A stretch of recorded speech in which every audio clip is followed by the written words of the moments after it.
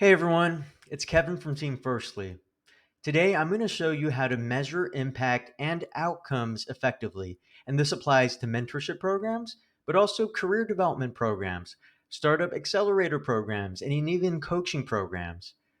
We've launched a lot of programs before with colleges, nonprofits, and even the government. And this is what we learned in what it takes to measure effective outcomes. So before diving in, I wanted to show you the three types of outcomes that can be measured. One is self-assessment, and then we have system data, and last but not least, third-party data. Now, don't worry if I'm just like throwing info at you. We're going to go through these step by step, one by one, so that you get a better idea of what this is and how it can be used. Let's start with self-assessments. This is typically what people imagine when they get surveyed before a program or after. When we look at self-assessments, we see two main types.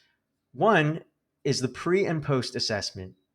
Typically, questions are asked on a scale of 1 through 5, and you get asked qualitative questions such as how confident do you feel about your career?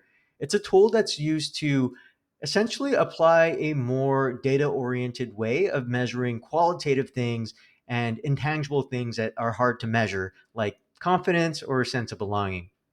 Now, it's really important to do planning around this before you launch your program because if you go midway through the program and then issue it, the pre and post isn't going to work.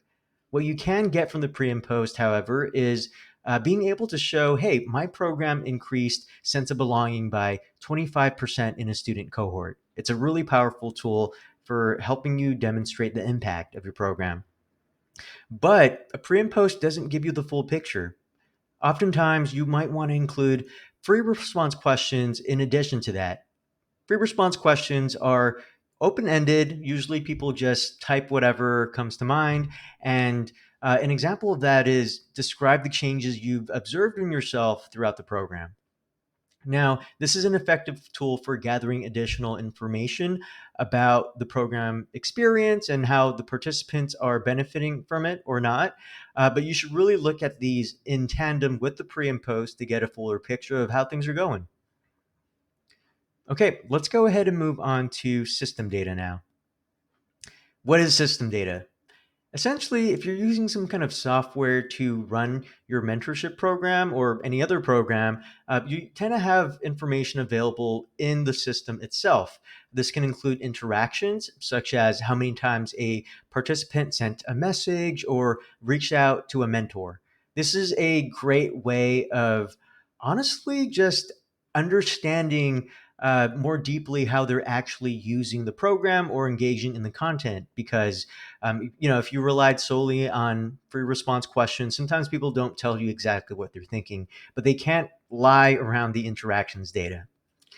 In addition to that, we also look at completion data, which is, for example, what percentage of students have completed a certain module.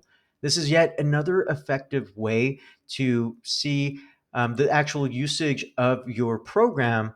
But I will say that it doesn't give you the full picture because if you look at completion, you run the risk of students or mentees just kind of clicking through all the modules without actually retaining that information.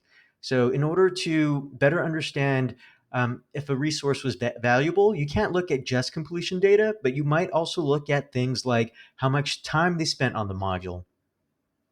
Now, let's go ahead and move to the third and final type, which is third party data. Now, this one gets a lot more interesting because the other types of data are generated from the actual program participant or the mentee, but third party data relies on things that happen after the program is over. One example I can give you is peer slash mentor feedback.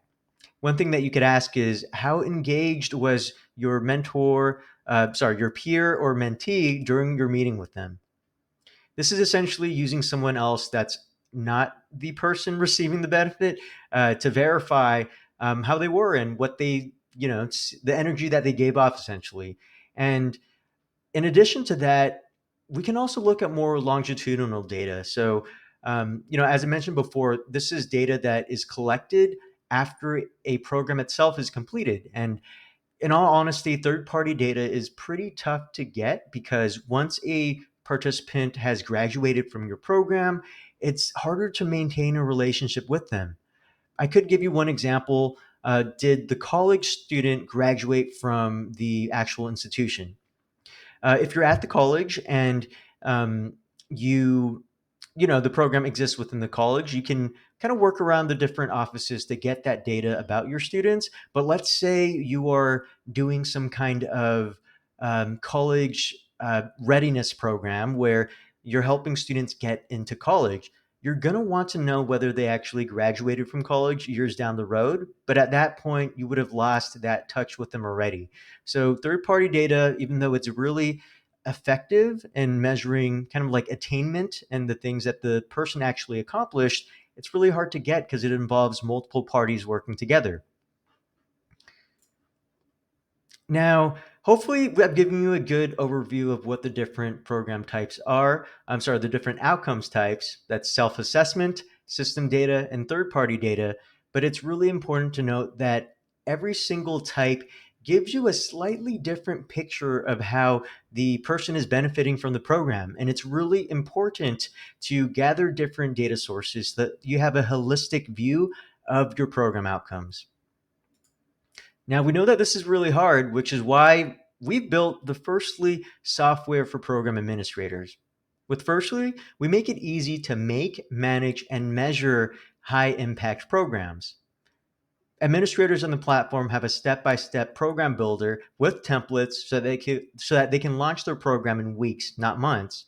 They can also manage all of their emails, surveys, and reminders in one place using automations and smart workflow logic. And last but not least, and probably the most important, with Firstly, you'll be able to visualize all of your outcomes data, your surveys, your scales, all in one place on a dashboard so that you can easily report this to funders and donors. With that said, I just want to say thanks so much for your time. And if you have any questions about this at all, feel free to chat with me on Firstly or just leave a message down below. But thanks so much for your time and best of luck building programs with measurable impact.